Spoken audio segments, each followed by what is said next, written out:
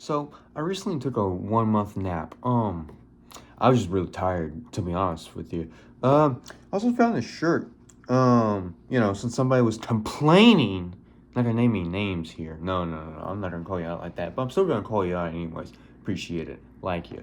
Anyways, today I'm gonna talk about 1984 and how this eye will haunt my nightmares the rest of my life. Um, I've heard a lot about 1984. I know a lot of the famous phrases.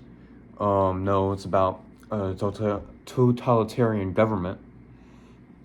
Um, but I never read the book. I only read part one, so this is only going to be about part one, and there's 3 or 4 parts. I forgot if it was 3 or if it was 4. I'm going to read the rest of the book, so you know, you'll know eventually. It was made by George Orwell. That was his pen name. His real name was Eric Blair. So, if you saw my last video for books related, I was talking about the Animal Farm, and I said that I would talk about his life in my next video, which is 1984. So I'm gonna talk about his life. So he was born in British India, British controlled India. It's also known as the British Raj. And he was a police officer. And he remarked in his younger years, and he remarked how life sucked there for the majority of people in India, and he became very sympathetic towards the poor, and he did not like colonization or imperialism, especially imperialism. It's where he would develop his political ideology of being a socialist. After that, he did go to England to become a journalist. And, he would made some work. And then eventually the Spanish Civil War in 1936 happened between the very sympathetic fascist nationalist cause that were very pro-Catholic in the West and in Spanish controlled territories outside of the mainland, and you have in the East the Republican and communist causes that controlled Madrid and anything east of that. And Orwell, being Orwell with a socialist belief system and hating Nazis like most people do, he sided with the Red Forces. He specifically joined a anti-Stalinist but pro-communist unit, and he was there up until this nationalists won, and nationalists would stay in power until the 1970s, which is kind of insane when you think about it. This is basically the last fascist government. So it's kind of crazy to think about it. So if you didn't know that, congratulations. Now you learned something from this channel. I know. I'm very gracious. But yeah, he would make a book about that. I may read it. Probably not sometime in the not recent.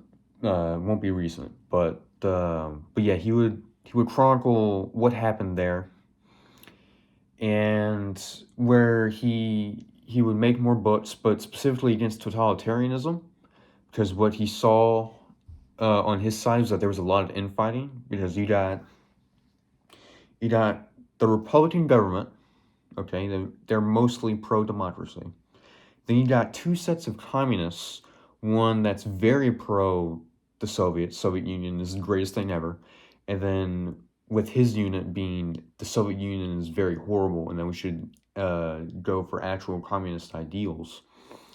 And you got literal anarchists who believe there should be no government whatsoever in northern Spain. So that's one of the reasons why they lost, is because there was a whole bunch of infighting. While as for the nationalist cause, you got all you need is to be very patriotic for Spain, and you have to be Catholic. That's like literally the only 2 things. You could not be a fascist and you could still support nationalist Spain. But if you were But if you supported like the monarchy and you were fighting for the Republican cause, yeah, that was not gonna end well for you. You were probably gonna die. But yeah, that led a big change in his life where he decided to publish anti-totalitarianism books because he saw that the Soviet Union was kind of sabotaging, where they would send in spies and then take out the opposition leaders that opposed their version of communism while they were also fighting the nationalists at the time. So he really despised them specifically for that. And in 1949, I believe, he would then make 1984 about how the dangers of totalitarianism.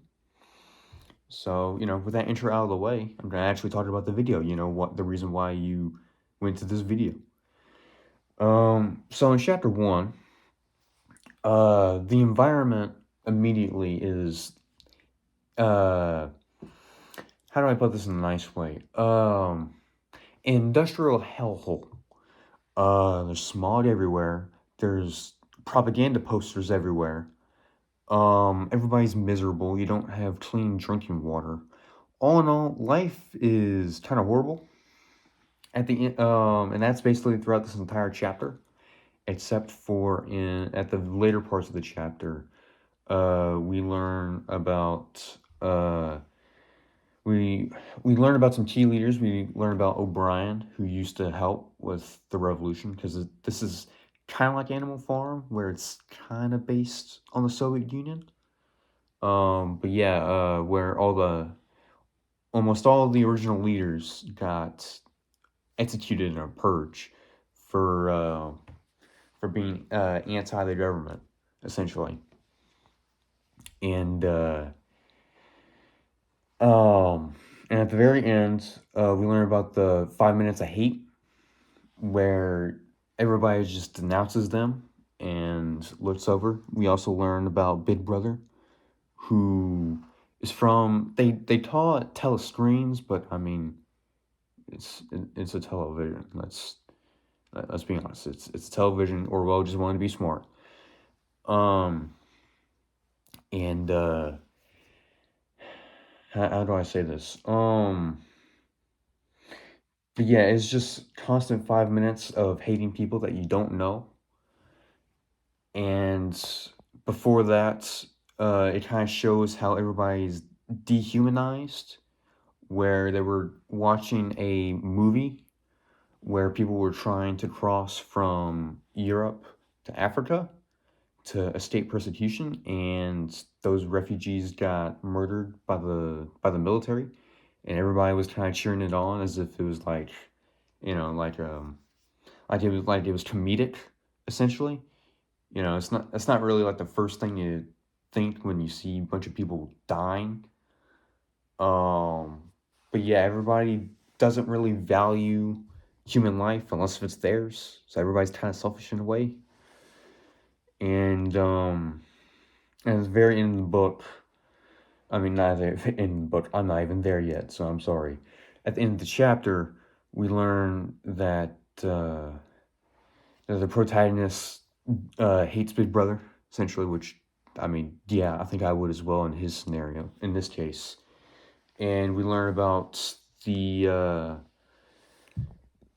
paradoxes in this new society, where freedom is slavery, and ignorance is strength, and war is peace. You know, trying to mix as many ideas as possible so that it is as confusing as possible, and also where any idea can be for the revolution or any idea can be against the revolution. So that's the end of chapter 1. In chapter 2, well, at the very end of chapter 1, he's writing this on his like diary, and he gets a knock at the door, and he opens it because he's afraid that the secret police will kill him because he wrote it in his diary. And he gets a knock, and it's nobody really important. It's not the secret police. That's good for him. Otherwise, it wouldn't be a book. And he he helps this woman's pipes, and he reflects how children are they're like the ones that will turn over their parents to the secret police because they're the easiest to not critically think, and also the easiest to be for the revolution. And how he basically goes on a long tirade on how he hates kids, and he dislikes women because they can easily be spies, and he's essentially afraid of women more than men because it's easier to see men being a spy or not. We also dislikes men because they're very easy to fool. So I don't know. He kind of hates people in general. Like he's not very likable in the very beginning. He gets much more likable as the chapters go on, though. So that's good. But yeah, he really wants to overthrow Big Brother and INSOC. INSOC is the political party essentially that runs everything. So and then he goes to sleep. And in chapter 3, in his sleep, he dreams about his mom and his sister. He believes that his mom and his sister were against the revolution, and that nobody would have wanted this, essentially, unless if they had no choice. Because the protagonist is born in the time of just a little bit after the revolution, if I'm not mistaken. Just a little bit after, where where he has vaguest of memories, but he doesn't remember all of it because he was so young at the time. But he thinks that they got killed by the police essentially, and he really wants privacy and individualism, which is really surprising to think about, considering the fact that Orwell himself is a socialist, and when you think of socialism, you think of like a collective. So, him putting that in his book is really interesting to think about. But yeah, he's really he's terrified essentially that he's going to get murdered, but he also wants to overthrow the government. So he's trying to think of a way to do that. But since he can't right now, we're just going through his daily routine, and that gets us to his work in chapter 4, where his job is to censor data. Hold on, censor data, and then if it's against the party, censor it and then delete it, and then make a new draft of that information that is pro the party and say that was the original draft. So all the propaganda, so like anything is propaganda, essentially. And he goes on with a coworker of his in chapter 4 and in chapter 5, where essentially they kind of have a debate where his coworker is like is intelligent. He's also intelligent, but he's definitely for the party. Everybody we meet, you have to assume is pro party, and he says that and his goal is to simplify language as much as possible, so that everybody can be on the same level. Obviously,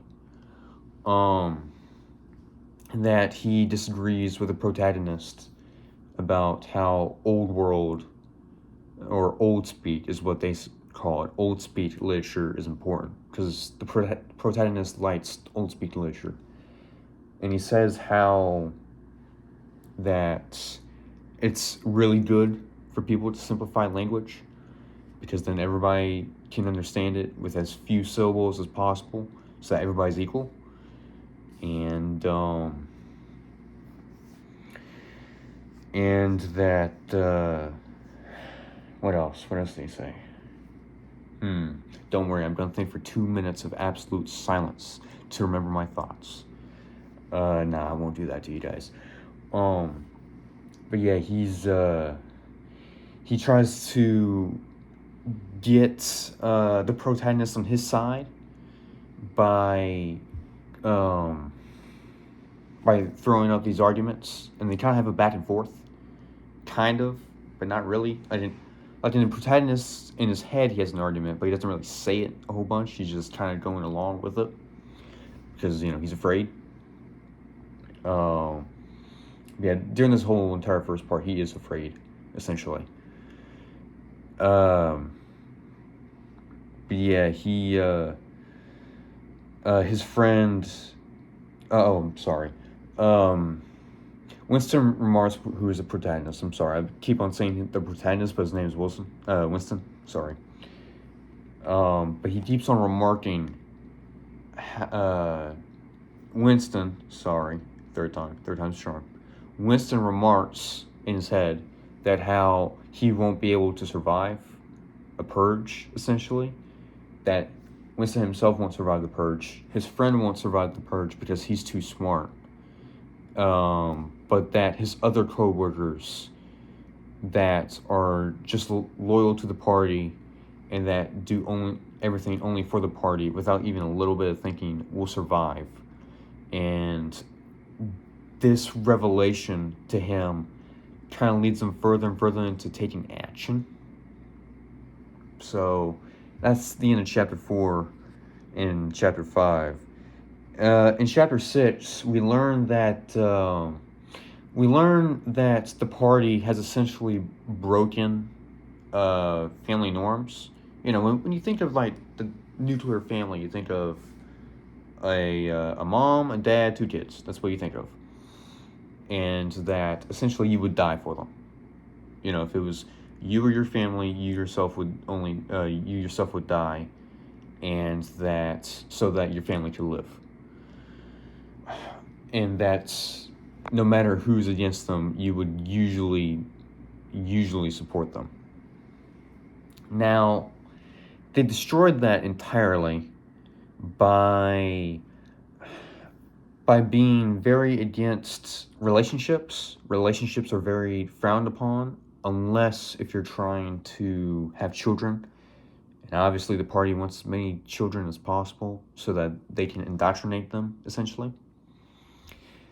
And it really, and that's the only reason why you should have relationships, basically, is to have those children. And we learned that Winston had he had a wife, and that he absolutely hated her, because the only reason why they were together is for the party, and he's very anti-party, and he remarks how she doesn't really think, and we see this contrast to how earlier in this chapter, he has sex with a prostitute, which is very illegal, and you could be fined and imprisoned up to 5 years in labor, I believe. That's what the book says. But essentially, in the law, it's illegal, but a lot of people do it anyways. So, but that's his first action, not words, but action, where he's against the party and specifically trying to disobey the party. So that's why this is a huge step for him. In chapter 7, he tries to do another step into it by trying to reach out to the common people or the proletariat. So what I didn't mention earlier is that if I remember correctly, only 15% of the people are actually in the party, and that 85% of the people are not in the party and are just left to their own devices, essentially. That is because as long as they are not against the party doesn't really care. And that as long as they are distracted long enough so that they do not rebel and that they are pacified so that they don't think, then life is good. So he goes out to these people because he thinks that there is salvation and must lie with the 85%. So he goes to a bar, and this is by far the funniest part of the book, where for half of this chapter, well, not half, but more like 2 to 3 pages, it is essentially just drunk British people talking to each other. I'm sorry, I think that's funny. That's like having a book in America and having people only talk about American football. Like it's so stereotypical. It is funny. But yeah, he meets specifically this one older gentleman, and he tries to talk to him about life before the revolution, but he only remembers essentially useless stuff, like stuff that was important, not important, um, but that stuck to him, stuck to the old person, but he doesn't remember really life before the revolution, other than stuff was cheaper. So, I mean, nothing about freedom or stuff like that. So Winston gets essentially nowhere. But he does go to he goes to the place where he got his diary. And he didn't remember any of this in his mind, but he went to that place, and it's an antique shop. There's a bunch of antiques, and it's running out of business essentially. And he and the shopkeeper remark about the antiques at the shop, but then the guy has his little room, and it's really nice for these standards, anyways. For my standards, not personally. But hopefully this video will encourage you to at least read the book a little, if you haven't already. And he thinks on renting this room, of renting the room so that he can try and understand more about what happened, essentially. So throughout the late chapter 1 and above, haven't told you guys this, because I'm secretive like that, but there's this woman who's been following him almost the entire time. And as I am currently with the book, we don't know why. So far we think, well, not we, but it's just me, it's just me. I don't see anybody unless there's a ghost behind me. But Winston thinks that she may be a spy. Personally, since this is a book, and if she was a spy, I feel like she would have already said something. But it seems evidently she hasn't, and I feel like this may be a potential ally, actually, because if she's not a spy, then she herself is somewhat breaking the traditional norms of the party and going with the proles, which can get you in trouble. So it'd be very interesting to see what's in the future. I do have a note so far for in chapter 3 when he talks about when he talks about the children specifically, about how they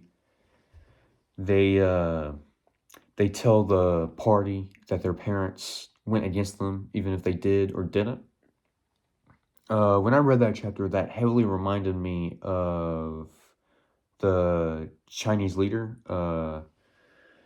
their president, because their president, Xi Jinping, he was in his early life.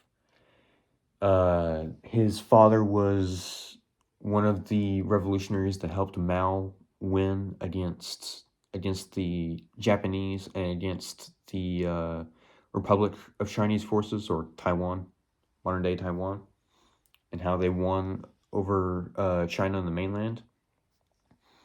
But when he was young, his father was imprisoned, if I remember correctly. He was imprisoned during the Cultural Revolution, which happened because, surprise, surprise, communism doesn't work.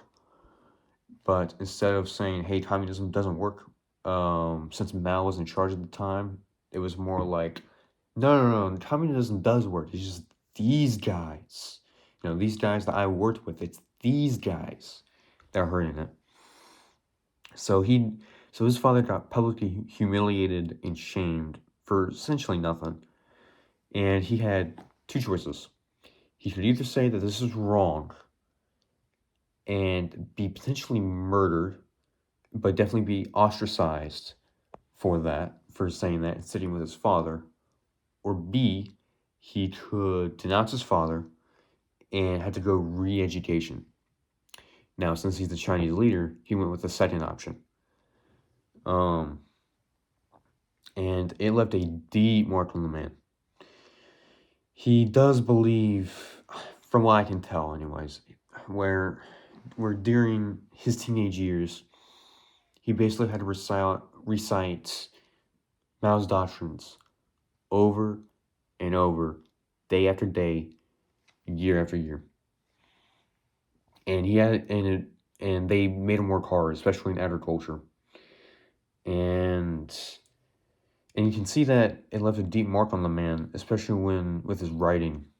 If you ever see his writing, he doesn't mention anything about his father at all. He definitely does not believe 100% in what Mao believed, because he opened up China to things like, he kind of opened up China to more of a capitalist ideology than more communist. Yeah, it definitely left a deep mark on the man, and that's just what chapter 3 reminded me of, is specifically that guy. But all in all, try not getting too political. So far, I think the book right now, for the first part, I would say is an 8 out of 10. I feel like the book is heavily enhanced by me reading Animal Farm. I feel like if I read 1984 first, then this wouldn't have really been as impactful. Because you just use intuition on how the party got in power. Probably has to do with Animal Farm a little bit. The parallels are kind of there, where society probably sucked before, and people have the idea of revolution. They do. The revolution becomes corrupt. Rinse and repeat. I also believe that this book will get way more interesting in part 2. Definitely. Because there's a bunch of unconnected threads, and then threads I basically just been like jamming together trying to connect. And what else? I would say that the protagonist probably gets way more likable in part 2 as well, because at the beginning of the book, I don't know, I didn't really like the guy, because he talks about how everybody is not as smart as me, and I'm just better. Well, as you get later into the book, he actually does try, and he takes action, and he also tries to understand other people more, which will, try and get him to lead to the truth. So, all in all, I really can't rate the book yet, but so far I would give it an 8 out of 10. If it was just the first 100 pages, which I've read, and I think there's, give or take, 200, 300 pages in it, then I would just give it an 8 out of 10. It's just not there yet, but obviously I've heard some great stuff about the book, and especially the last couple of chapters. So, but also,